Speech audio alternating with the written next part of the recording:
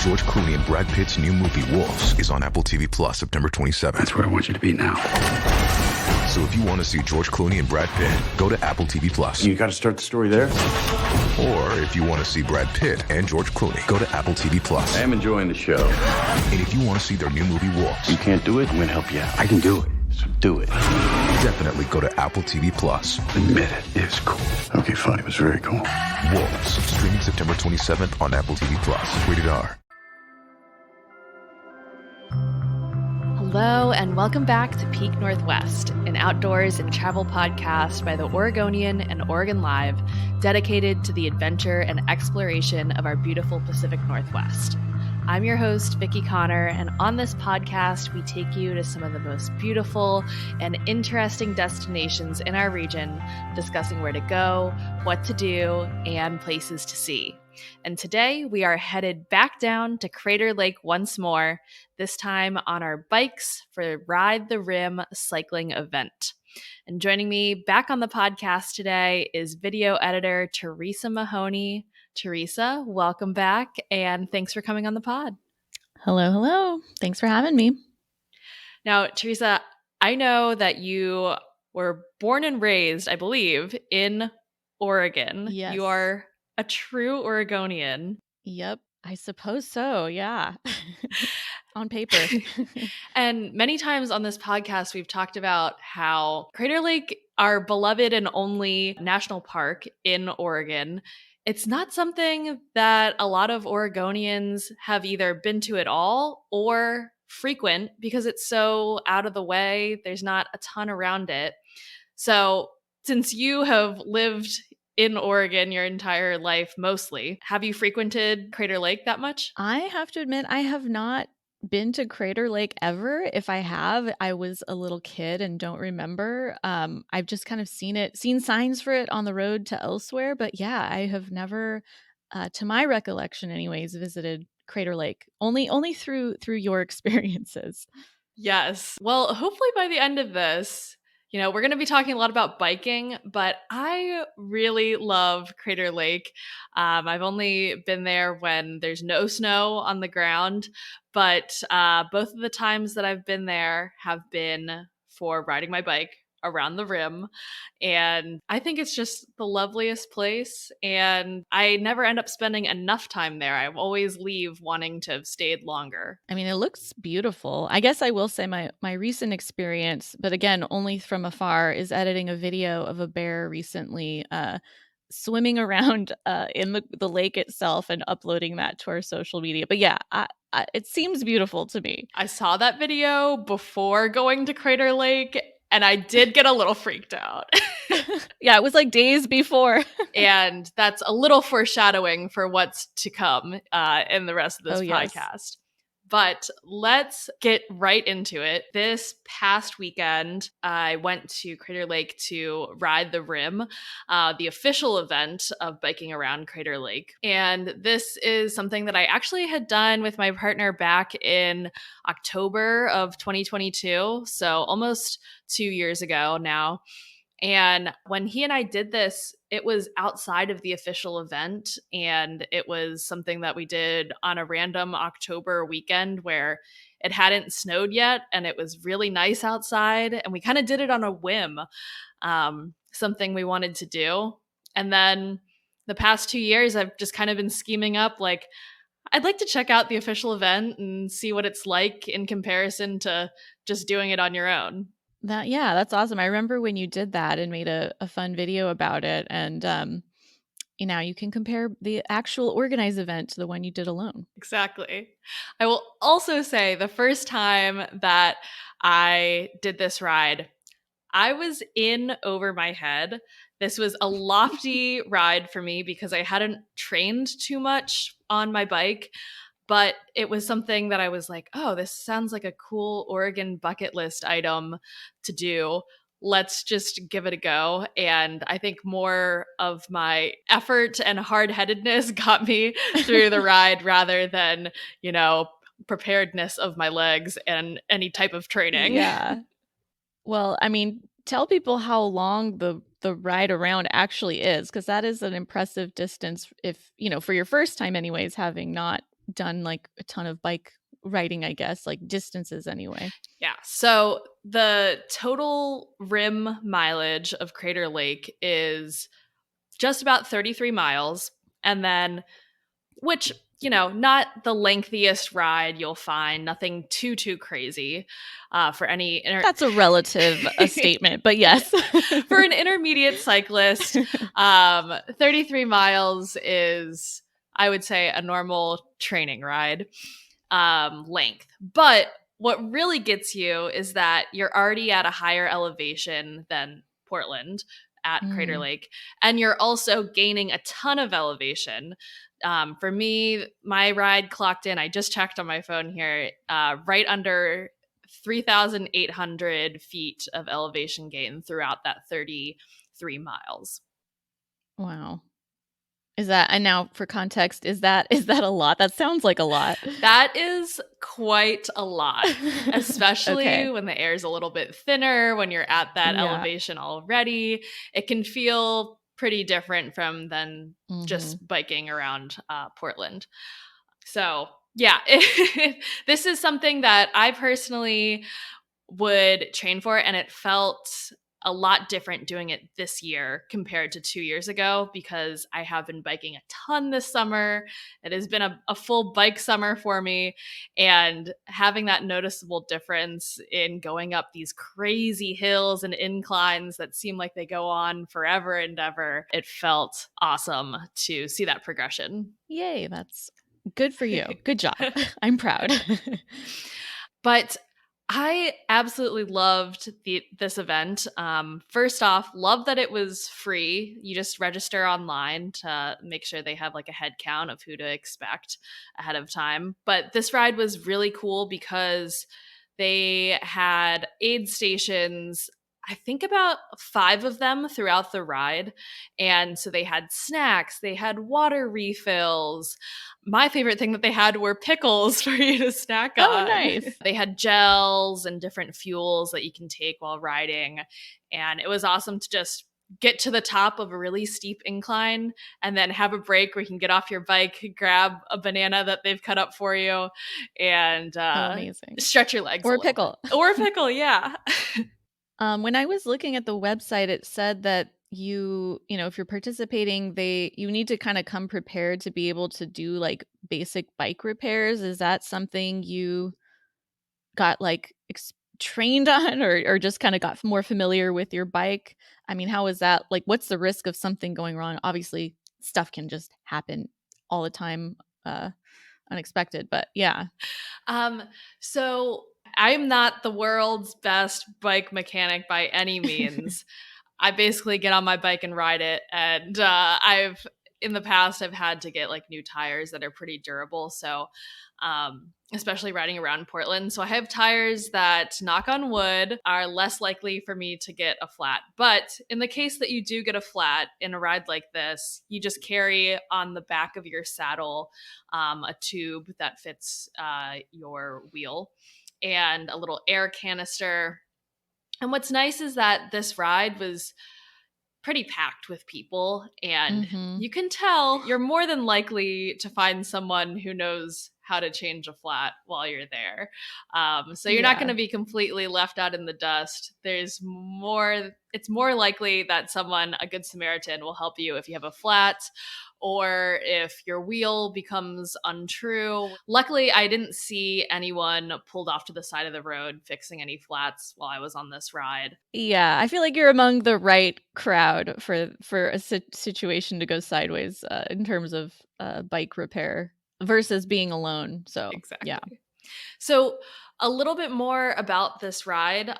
What's great is that because this is an official event, they close down Rim Drive, which goes around Crater Lake. They close down most of it, about 25 miles of it. There is a portion that's still open that essentially connects traffic from the north entrance to the south entrance. And if you don't feel comfortable riding your bike with cars or traffic, you can do just the part that is open to cyclists only or people walking on foot. And you can do that 25 miles. there was a shuttle that was available, the Crater Lake Trolley, which is super cute. And if you started at one point and ended at the other, you could jump on the trolley and it would take you back to your car wherever you're parked. And could you bring your bike on that? Yeah, you can bring your bike on Okay, that. nice. Yep. So this time around, I think I mentioned this on the podcast talking with Jamie the last time we talked about going to Crater Lake. You know, last time I was here doing this ride, we were a little short on time and I feel like we were just trying to rush and, you know, get back to Portland. This time I wanted to jump into the lake. That was my goal. That is amazing. Because I've heard you can't really, it's not like, even though it's a lake, I hear it's not really a lake. You are, you're going to see lots of like swimmers and paddleboarders and little boats and stuff. So it's kind of like a rarity to be able to do that, which you did. Right. That's very true.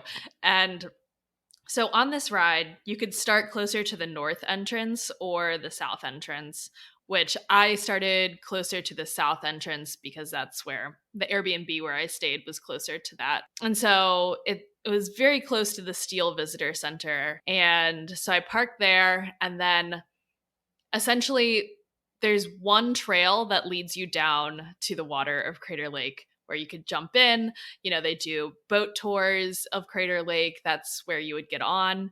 And this trail is called the Cleetwood Cove Trail. By this time in my ride, it was about 14 miles in. And originally, I was planning like, oh, I'd love to finish the entire ride in an ideal world and then jump into the lake. Yes. But the way that they had the roads closed, I believe it was from 8 to 4 that the actual road was closed to drivers. I would have had to park my car somewhere and then walk on the road for 5 miles before getting to the trailhead.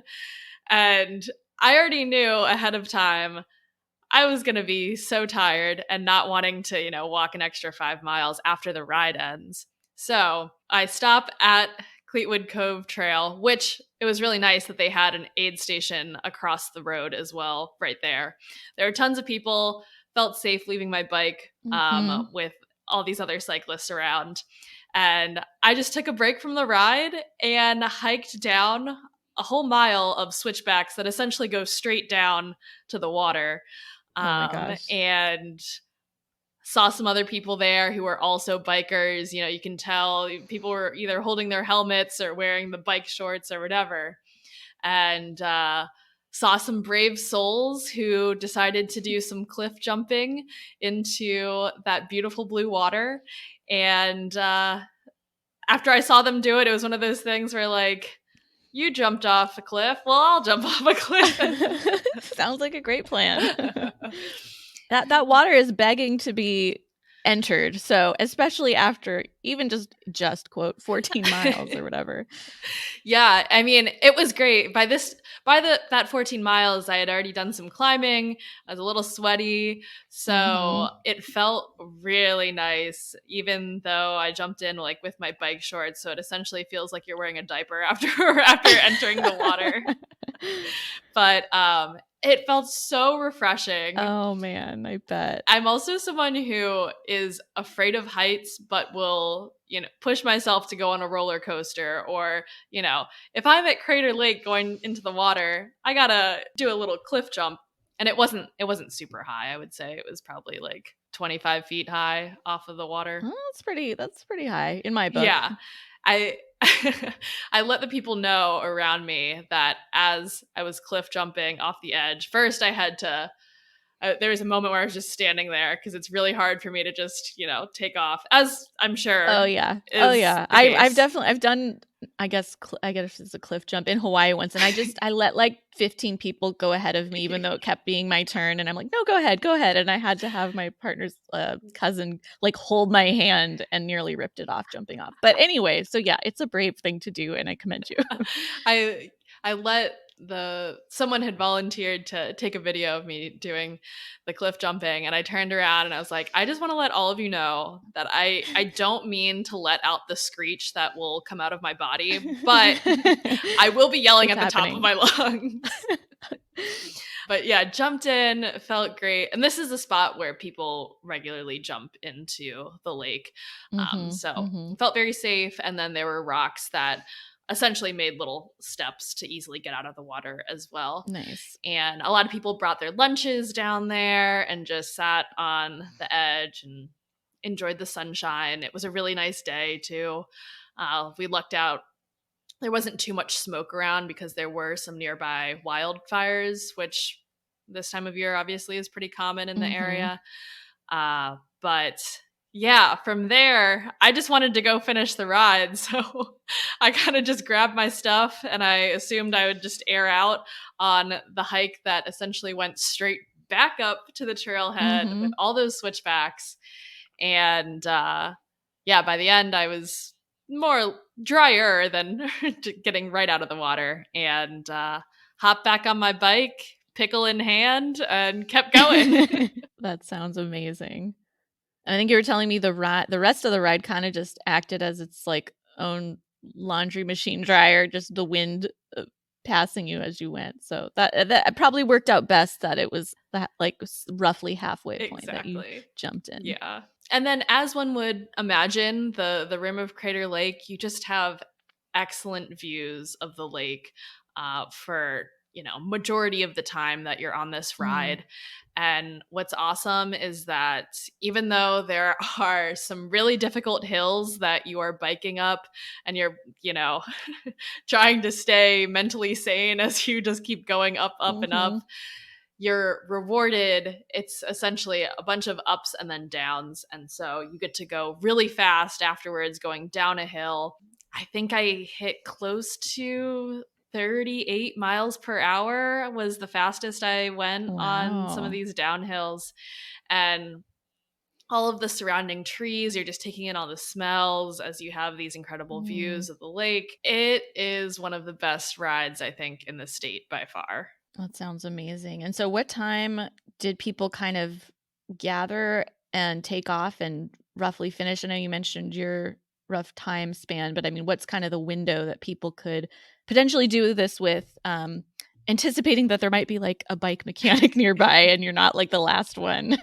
So the road is closed starting at 8 a.m. I know some people started even earlier than 8 a.m., Mm. but I was aiming to get to the parking lot around 8 a.m. I don't think I started until almost 9:30 just because there was a Mm. ton of traffic lining up at the entrance of the park as they're checking your passes or you're paying to get in. Mhm.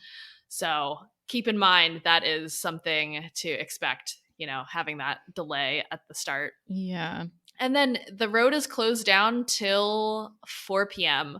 So there's no official start. And, it's not a race. So you can Mhm. start at any time in between those hours, planning accordingly for how long you think it'll take you. I really wanted to start early because, it is still summertime and Mhm. being at that higher elevation, the sun might scorch you as you're doing this ride. Yeah. Very important to wear your sunscreen up there, even if Yes. it's cloudy. Great PSA. Yeah. Always wear your sunscreen, kids. Yes. Yes. But yeah, it was a little overcast, which was nice so that it wasn't too hot. I do remember that 2 years ago. It got pretty darn hot up there Mm. riding. And I think it was one of those days where I took my watch off and I had this intense tan mark Oh, afterwards from nice. it. So, depending on how many stops you're taking or, how much training you have going into this ride, again, there's no rush, but you can average anywhere, if you're going on the faster side, maybe 2.5, 3 hours to 4.5 hours. Um, but again, take your time, enjoy all the scenery as you're doing this ride.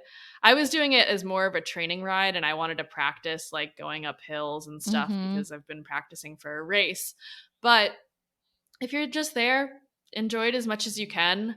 And what was great is that I saw all different types of bikes when I was there. As I was parking, the people next to me, it was a daughter and dad duo, and the daughter was on a normal road bike, and the dad, who was probably around my dad's age, was on an e-bike, and they did the whole thing together. It just seems Oh, so that's a nice hack wholesome. to do it. That's Yeah, great. yeah. Yeah, help with those hills. So there were plenty of That's e-bikes. lovely. Yeah, those hills, I was, sweating so hard, pushing my legs, and then someone on an You e-bike got the e-bikes just la la la just going up zooming by next to you. me. And you can hear like the motor as it's coming up. Yeah, yeah. And then other types of bikes. I even saw some people on tandem bikes. Oh, wow. That was really cute. I wonder if that makes it harder or easier because you got double the leg power, but then you also got double the weight or, and then the bike is obviously heavier. So Right. that is an interesting Isn't it? approach, but it's I can cool. imagine they picked up a lot of speed on the downhills. Yeah. Oh, yeah. Yeah. Even saw some people on recumbent bikes. And then there were even people who had their bike with a trailer on the back with their dogs in it. Oh my gosh, how Yes. fun. And I think those people also had e-bikes, which was helpful. Oh, yeah, I was gonna say that would be actually impressive on hills, also having a load behind you. Exactly. Yeah. I can't imagine having just the dragging anything behind me on the bike, but Yeah. especially like my 60-pound dog behind Oh me. my god. So yeah, I thought it was an awesome event that was, it is a really difficult ride if you don't have any experience with biking. Or an e-bike. I was gonna say Yeah, maybe this could be an intro thing for an e-bike person, or if you rent one or something, that could totally. be the good way to go. Yes, because I will just say, going back to the trip 2 years ago when I did this ride, there were Mhm. times when I got off my bike and my legs were cramping so bad. It felt like Oh. if I tried to like straighten my legs at all, I would not be Oh able to walk. gosh. Oh gosh. I mean, I've only done like cycling classes, but so it's which is not the same at all, but I know that feeling of like trying to go downstairs with noodle legs and you just feel like you're going to collapse like a deer. Absolutely. Yeah, so maybe it's something where you're inspired now and you do this next year and prepare for it. Or if you didn't know about it, either way, you're ready for it next year. This happens in September every year, and there are 2 dates where they close down the road for this event. So it's usually consecutive Saturdays in September. So this year it was September 7th and the 14th. And I imagine next year it will be around the same time as well. Awesome. And you've now done this twice officially. Besides the training and stuff, is there any other kind of like comparison, contrast slash learnings that you have from the first time you did it to now? Like any extra gear or I don't know. I don't even know what to, you know what I mean? Like Yeah. butt cushions, that kind of stuff to make your ride more comfortable. Yeah, I mean, if you're doing this ride, wear some bike shorts with chamois to protect your bottom. That is always number one in my book. And then, other than that, I think the biggest thing for avoiding those leg cramps after you do all these crazy hills is fueling properly. It was really nice that they had on this ride at the first check-in point. It's like a goo is what they call it, which helps fuel you and has lots of sodium, amino acids. Sometimes they have caffeine in them, and that boost will just keep your body going. You want to have Nice. lots of energy for this ride and avoid getting any cramps, hydrating as well. And then lastly, I would like to say, as we foreshadowed at the start of this Oh episode, yes, we can't forget the denouement, I guess, of the trip. at mile 25, as I was biking very slowly uphill, I look to my right and I see a bear cub. And Oh my goodness. this is only the third time that I have ever seen a bear, and my first time in Oregon seeing a bear. Mhm. And it was just crazy because there were so many people on this ride and so many people in front of me. and no one else saw this bear cub. And I look, and it's like 30 feet away. And it, Oh my gosh. first off, the cutest thing ever. Second off, Oh my gosh. I'm biking here and I see this bear, and third time seeing one, and it's a baby. My immediate reaction is, where's the mom? Exactly. Is the mom gonna come and fight everyone off on their bikes Exactly. and protect her baby? My initial thought process was like, oh my gosh, what do I do if this thing is interested in me and starts walking over? Mhm. Luckily, the bear was just chilling, walking around, but seemed unbothered by all of the cyclists who were passing by. And you said it seemed like other cyclists also seemed unbothered by the bear, or maybe did notice. They were like, oh yeah, there it is. Maybe these people living closer in southern Oregon have had more contact with bears than I have. But I was like pointing and trying to warn the people behind me. I was like, there's a bear. There is a bear. Just be aware. Be aware of the bear. And maybe it was related to the older bear that went for a dip in Wizard Island. We might have seen a family member. Yeah, exactly.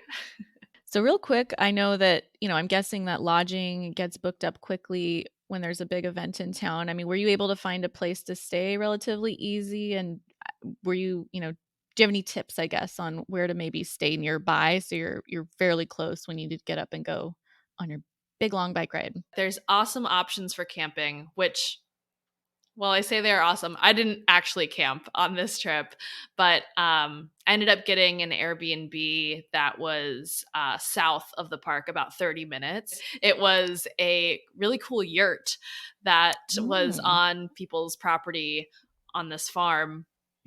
So lucked out. I had kind of planned this trip at the last minute, and I was like, if there's lodging available, then I know it's meant to be. And I feel like someone else who had originally planned to do this bike ride may have canceled last minute, and it opened up for me. So I was like, it's a sign. The bike gods have spoken. Exactly.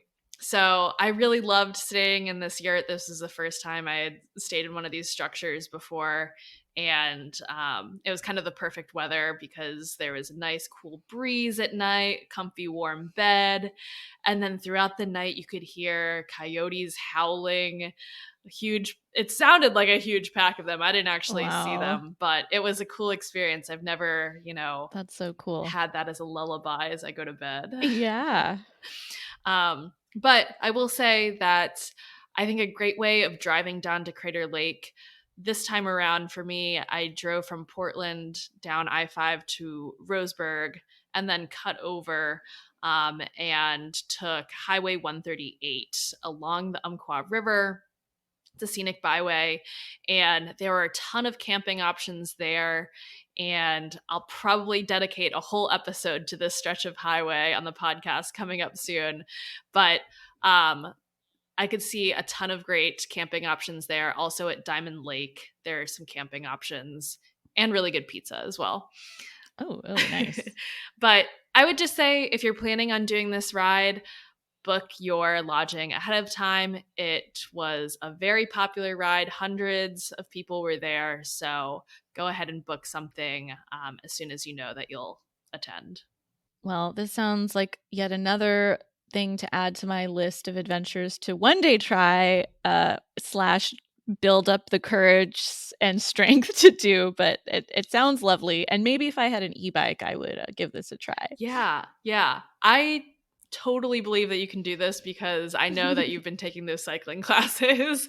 I have been taking the cycling classes, but I don't know what my elevation gain really truly is. I'm just going to the beat of some, electronic music, so I have no idea.